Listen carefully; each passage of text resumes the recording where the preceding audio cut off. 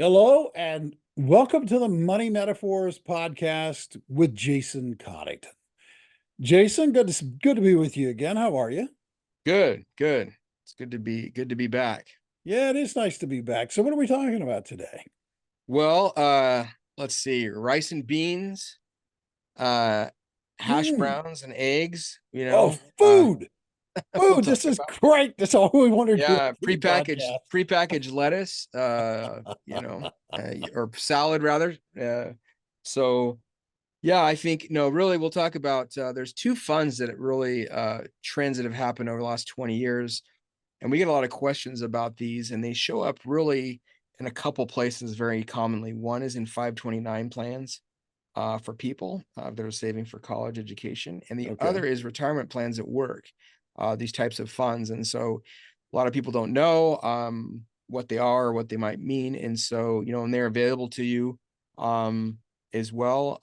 If you have an individual account somewhere, you can find these with most major brokerage houses. So or investment firms. So we want to talk about them today, and they are the two major ones. They're called target date or target retirement funds.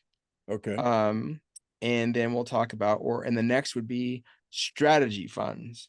And Oh, so uh, just like uh, just like you can go, your local, here there's a lot of produce where we're from. Years ago, 50 years ago, if you wanted to make a salad, you would buy the dressing separate, you would buy the lettuce separate, you would buy the onions, all of that stuff you would buy separate.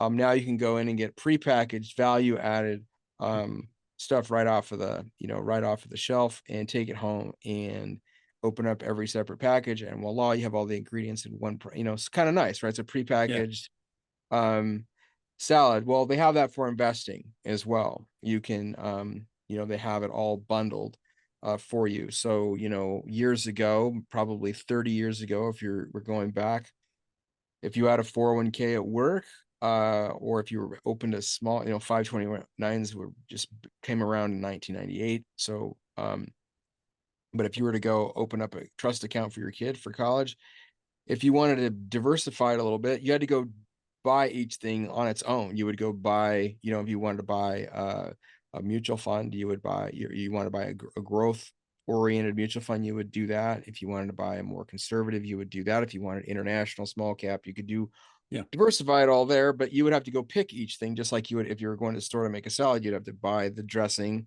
If you're going to put croutons on that, you'd buy that separate. If you're going to buy the lettuce separately. Now it's all prepackaged, and just like in investing, you have strategies out there, mutual fund sub accounts that are prepackaged, even exchange traded funds now that are Wow. prepackaged. And so we want to talk about the advantages of those and some things you should consider um, with them, and just mostly just understand how they operate.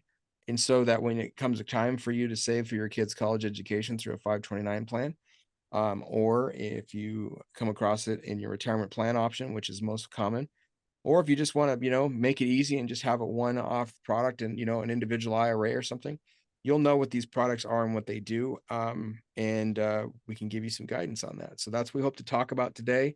We'll go back and forth with some food analogies, but um, I think hopefully today you'll have more understanding of what these funds mean and how they can be used for your future. So welcome to the investing buffet, folks. Yes, yeah, the buffet. You know what's funny about the buffet thing? I have to say this. I saw this documentary on Anthony Bourdain, right? So no, Yeah, yeah. sadly he passed a few years ago. Great chef, great, just a culinary expert. And he had a friend who took him to a Sizzler in Southern California. And you can't just imagine what this guy came up with. And on Sizzler, they had this all you can eat buffet, and they had different things on there, right? They had tacos, they had meatballs, they had salad, of course, all your fruits and vegetables, and even some desserts.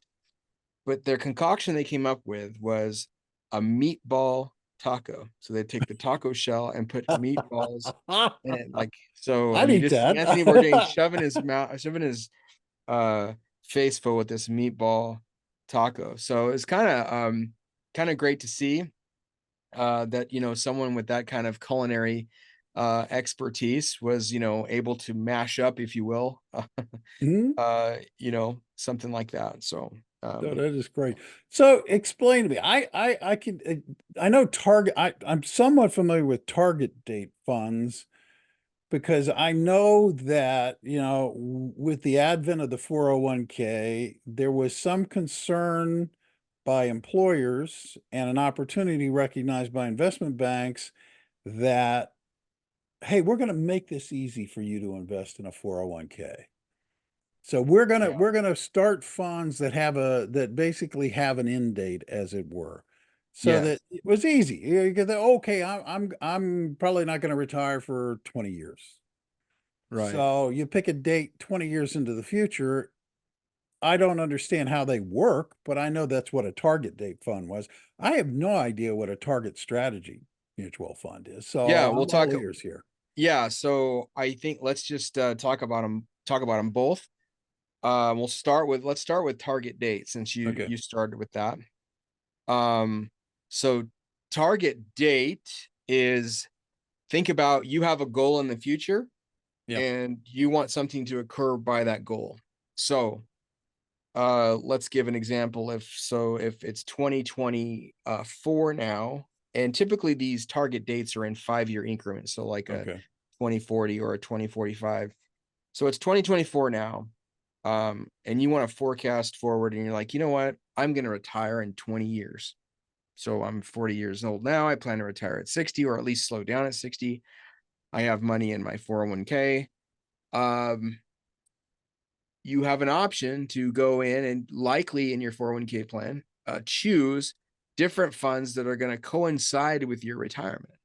Mm, So, for example, what happens is because you've got 20 years of time, your allocation in that 20, uh, that 2045 fund, okay, is going to be, probably in the 60 to 70%, allocation to stocks, with the gotcha. rest allocated to bonds, and cash. And of course, in there as well, it's not just domestic stocks, it's international stocks. It's not just large company stocks, it's small companies. And so it's all kind of baked into one, A right? very, So, very diversified fund.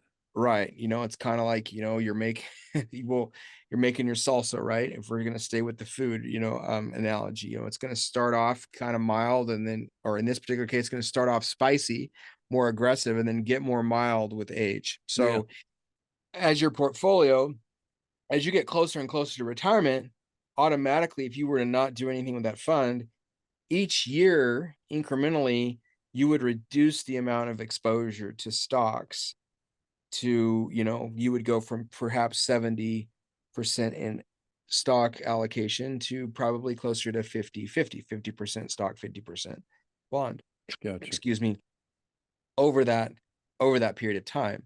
So that is a target date fund. And so as you get closer to the goal, your risk becomes, they basically de-risk the portfolio automatically. And when I say they, that is the investment manager you Mm, choose, mhm. so whatever. And there's many different fund families out there that do it, everywhere from, American funds, JP Morgan, Vanguard, Fidelity. Most big players have it. So when you see that fund, or if you're investing, you might even get this if you're a 401k participant and you go to enroll in a 401k, and it's like, would you like to invest based upon your anticipated retirement date? And you click yes, automatically your fund is Boom. going to be chosen for you. So it's really easy. It's like, literally, it's like, the example is going in and buying that pre-mixed salad mix off the shelf. You don't have to worry about putting it together. When I first started, I was 22 years old, as my 401k. I was all into this investing stuff, and I get my 401k and I pieced together the allocation, right? Because it was kind of Oh yeah, interesting yeah, to yeah. me. And, you know, looking back, it would have been nice to just have an allocation, just would have made that decision, for me, you know. Um, Well, you know, honestly, I know that that's why a lot of companies love having that option for their employees to choose. Because yeah, I think a lot of people, a lot of employees don't go 401k because they're like, I don't know how to allocate my funds. I don't know what to do with this. and their employer doesn't want to advise them. They can't. Ethically, they can't advise them. They say, well, here are your choices, and this, you're right. It's like, ah, there it is. I'll take this. I'll take a serving of that. Yeah, and I think, so just without any, without any structured planning. Now, when I say structured planning, sitting down with, an advisor Yeah. and mapping out, when you might need the funds, absent of that, a formal financial plan, you really, it's nice to have an allocation that's going to reallocate for you.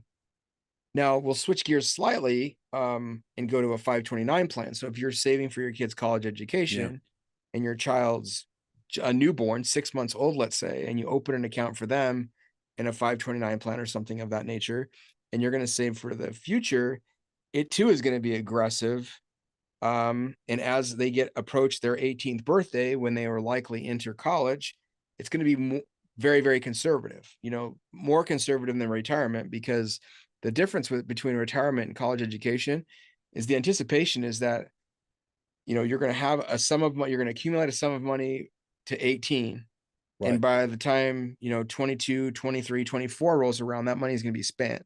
So it's going to start out a little less aggressive than perhaps, a 20-20-45 fund in retirement, but it's also going to get more conservative quicker. And it's not unlikely that by the time your kid's a sophomore in high school, that it would be, very minimal stock exposure, probably 30%. And by the time they're a senior, stocks might be non-existent or very little at that point in time. So slightly different, same concept, very similar concept, but retirement, you want to have something, you don't want to die before, you don't want to die without money, right? Right. Yeah. You don't want your money to run out before you run out. It's right, exactly. So you want to, but college, it's got a purpose to be, exhausted. And now, again, if you don't spend it, the nice thing now with some new laws, you can roll that into a Roth IRA, but that's a whole other conversation. But I mean, with the 529, both 529 and retirement plans is commonly where these target date comes up to. We like them.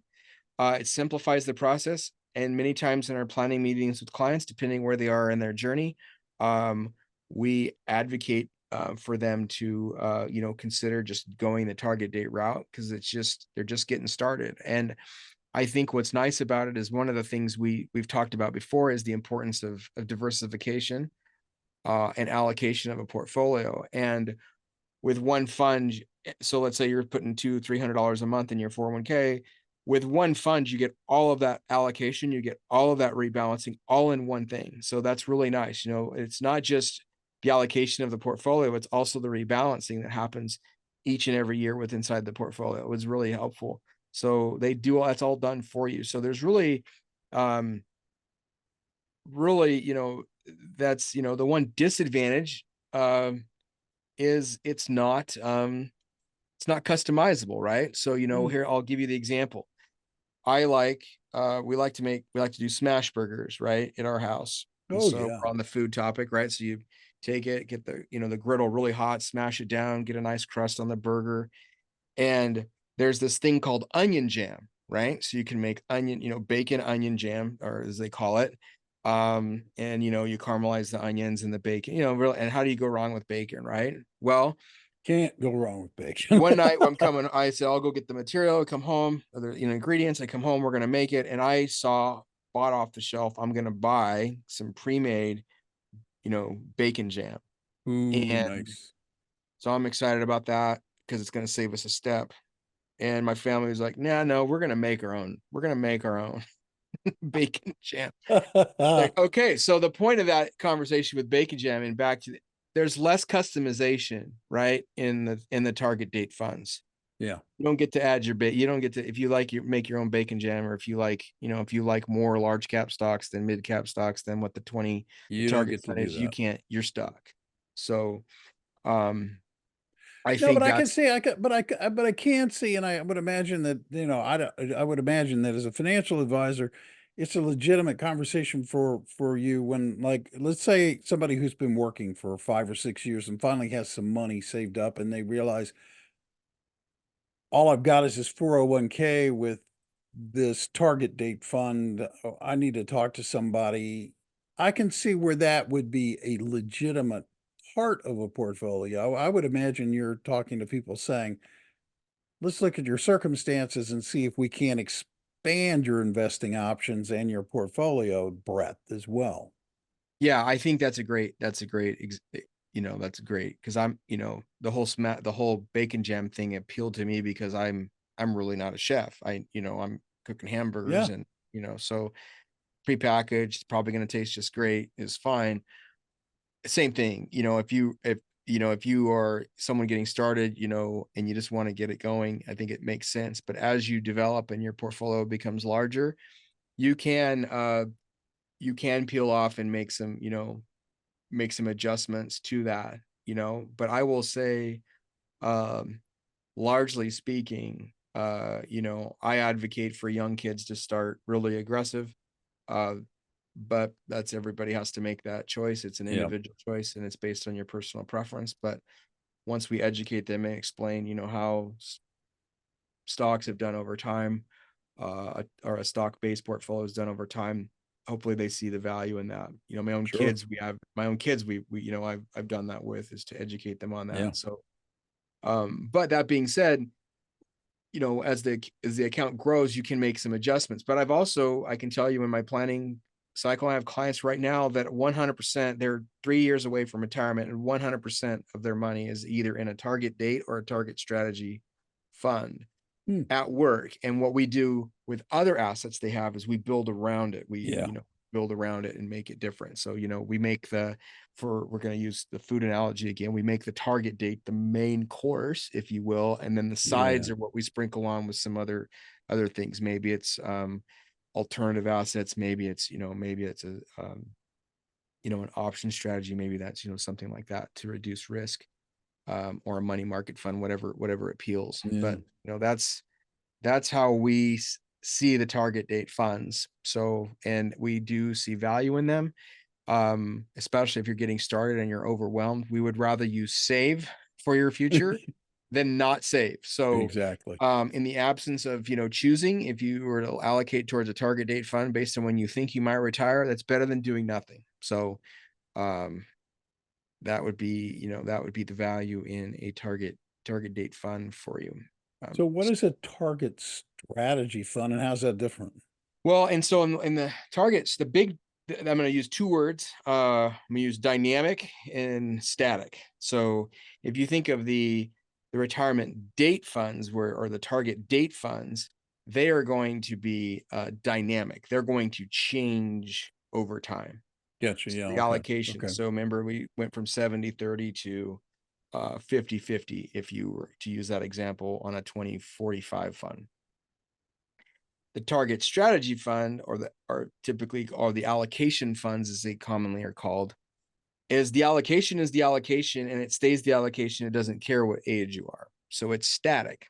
Oh, So if you're, let's say you, like, what, Jason, I'm a Goldilocks investor. So I have to ask, what is that? So, not too hot, not too risky. And then of course, not too cold. I'm kind of right in the middle. So then, what we call a moderate allocation, right? So a moderate allocation is anywhere from 50% stock. And again, this could be international, domestic, it doesn't matter. But the total cumulative amount would be 50% stock to 60%, 50 to 60% stock. And then of course, the balance in bonds and cash, huh. maybe a sliver of some alternatives or precious metals, but not more than 5% typically. So that's the strategy. It is what it is. And so without having to go piece that together, just like we use the food analogy, you don't have to go buy your separate ingredients, your tomatoes, your onions, and whatever, or carrots, whatever you're going to put in your salad. You don't have to buy that separately. It's all packaged. It's all together. And you don't have to worry about it. So, I'm moderate aggressive, or I'm moderate. I pick a moderate fund, and I know that fund should perform, you know, not super high, not super bad, but in the middle. Another common phrase. Now, the difference is there's also a phrase out there called balanced funds. If you buy a moderate allocation fund, you're likely going to be an allocation very similar to a balanced fund.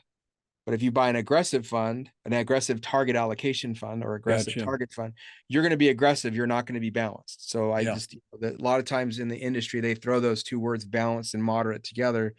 And on a balanced fund is a balance is very similar to a moderate fund, but balanced is not target date. So or target, excuse me, target strategy. So, Yep. and those have places for, a pocket of money that, maybe, I think we've used the bucket analogy a lot, where you have, where your goal might be 3 to 7 years, or it might be 8+ or 10 years down the road, and you don't want it all in stock and you don't want it all in bond. You might want to mix. Well, instead of separating those and buying two different things, you just buy the moderate allocation. You have it all in one portfolio. So it can be nice. But that is the difference between a target strategy or an allocation fund versus a target date or a glide No, path, if you that's will. actually really interesting. That's great. But I got to tell you, you made me really hungry during the course of this conversation. And I started thinking about how I like to go to barbecue joints. And I really like the sides. I'm like a big greens guy and beans, maybe sometimes a coleslaw or potato salad, depending on where I'm feeling. Don't forget mac and So, cheese. huh? Don't forget mac and cheese. Well, yeah, I could get mac and cheese too. Yeah, All right. All right. depends on whether I know that shop makes good mac and cheese or True, true, true. not. Bacon mac and cheese. Anyway, Ooh, there we sorry, go. I Now I'm took you off done. track. There we go. No, so let's continue this food analogy because you brought up the side dishes a little Yeah. earlier. So where do sides fit in this? Yeah, I think when you're constructing a portfolio, I think this is a good example is, you could use, if you wanted to, you could use let's say you're building a portfolio for, we do this a lot where we use the main course, if you Mhm. will. We use the moderate or the moderate aggressive allocation for someone. And then maybe perhaps we want to, depending on the scenario, like right now, we're not typically market timers here, but let's say there's opportunity out there. Right now, interest rates, have stayed steady. It's likely that those interest rates are going to go down.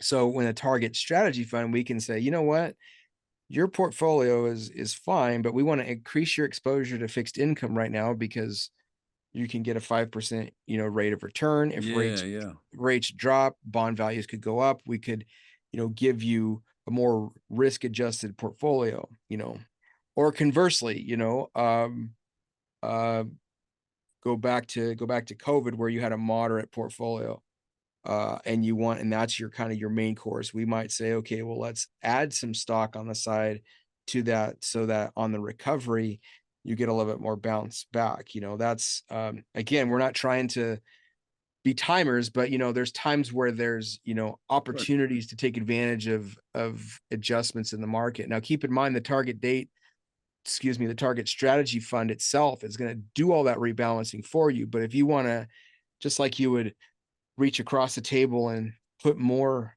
spicy, if your Bloody Mary, if you will, isn't spicy enough, go grab the hot sauce and add more to it. That'd be That's me. essentially Yeah. what you're doing. So, or the barbecue, you can add more coleslaw, if you Oh want. yeah. So, Oh yeah. but Okay, what about the there's banana pudding part? yeah, I think the dessert, yeah, the dessert, yeah. Yeah. I think where it comes into play, I think there's a place for these in your portfolio. I believe, so don't discount them. Some say, oh, well, you know, I think where the sweet spot is what people need to understand about the target date funds and the target allocation funds, and is they simplify things. That's Mm, the sweet part of it. That's using the dessert analogy. I think, you don't have to be concerned with 15 different choices of different, and you don't have to worry about asset allocation, and you don't have to worry about, what I mean that is the funds do that for you. yeah. They're going to rebalance, which is, we always talk about, what do you need in a portfolio? Stay invested, stay diversified, rebalance. And if you do that, I mean, if you those funds, either it's target date or target strategy, they do that for you. And so it takes that part out of it. And so if you can just have the discipline to stay invested, that is, to me, that they're a valuable option for people in their portfolio. And, they can ignore perhaps some of the noise. I mean, we get noise a lot by, oh, you should buy oil, or you should buy gold, or you should buy, and then so there's a lot of timing that goes in and out of all that. Yep. And if we know, historically speaking, a stock bond portfolio, a 60-40 portfolio over the last 50 years has averaged a 7% return. That's nothing to, shy away from. And if you want to juice that return or get a little bit more aggressive, either change the allocation or add more stock to it. It's nice, but it's an option that's out there that we see frequently underutilized, or we see people not understand them, so they don't take action. So our goal today is that, people walk away from this conversation, if they have a 529 plan, a 401k, or if they're looking to get started for some intermediate goal, just know that there are target date funds and strategy funds that can make the choice and selection easy for you and executable. So you don't have to be worried about what 15 different asset classes you have to choose to invest in, because it'll be done for you. Yeah, by but professional. I would also throw this into the mix too. I mean, that's the value of a good financial advisor. If you get a good relationship with your financial advisor, someone like you can advise your clients on those funds and talk to them about creating diversity outside of them in their portfolio as well. Yes. I mean, it's and it's not one and done. It's not just one thing, but just like, when we go back to the salad example, just, you might be cooking steaks for your family, and you got 6 that want it, medium rare, and 2 that want it, medium well. And, but the steaks change, but the salad's all going to be the same. So, that's when you build a portfolio. This whole podcast made me hungry, Jason. Yeah, I know. Right. Well, and it's what, 4 for you. It's 1 for me. So I'm past. Yeah, no, it's time. Coming up on dinner. It is time for me. I can go eat after this. As a matter of fact, that I'm going to. If people are listening to this conversation and they're not running off to make dinner really fast or make some kind of food to eat, how do they reach out to you and get a hold of you if they want to talk to you? Yeah, they can give us a call, 559-897-0040. That's Pacific Standard Time here in the US. And then if you want another way, just go to our website, www.coddingtonwealthadvisors.com. There's a little button in the top right-hand corner to schedule a meeting. And you can do that, and we'll give you a 15-minute phone conversation to discuss how we might be able to help your situation and what next steps would be appropriate. So that's how we can get started and working together, and look forward to hearing from you. Yeah, dude, give them a call. The other thing you can do if you're listening to this podcast for the first time and you're not a subscriber is hit follow. Then you'll be subscribed to the podcast, and every time Jason puts out a new edition, you will be notified and you can listen to it. We'd also ask, if you like it, share it like you would, if you got something really good on your plate and you wanted other people to eat it. Word of mouth is welcome. We thank you for that. Until the next time, I got to go eat now. Until the next time, thank you for taking the time to listen. I'm Bill Tucker on behalf of Jason and everybody at Coddington Wealth Advisors. Thank you. And remember, you can go out today and make today a great day or not. The choice is up to you. Thanks for listening. See you next time. Thank you for listening to Money Metaphors, exploring financial concepts through stories and analogies. Visit our website at www.coddingtonwealthadvisors.com or give us a call at 559-897-0040. Don't forget to click the follow button to be notified when new episodes become available. Jason Coddington is a registered representative with and securities offered through LPL Financial, member FINRA SIPC. The opinions voiced in this podcast are for general information only and are not intended to provide specific advice or recommendations for any individual. To determine which strategies or investments may be suitable for you, consult the appropriate qualified professional prior to making a decision. The featured guests and their company are not affiliated with or endorsed by LPL Financial or Coddington Wealth Advisors. Individual tax or legal matters should be discussed with your tax or legal professional. Economic forecasts set forth may not develop as predicted, and there can be no guarantee that strategies promoted will be successful. All performance referenced is historical and is no guarantee of future results. All indices are unmanaged and may not be invested into directly. There is no assurance that the techniques and strategies discussed are suitable for all investors or will yield positive outcomes. The purchase of certain securities may be required to affect some of the strategies. Investing involves risks, including possible loss of principal. Rebalancing a portfolio may cause investors to incur tax liabilities and/or transaction costs and does not assure a profit or protect against a loss. 28-LPL. Asset allocation does not ensure a profit or protect against a loss. 34-LPL. The principal value of a target fund is not guaranteed at any time, including at the target date. The target date is an approximate date when investors plan to start withdrawing their money. 27-LPL.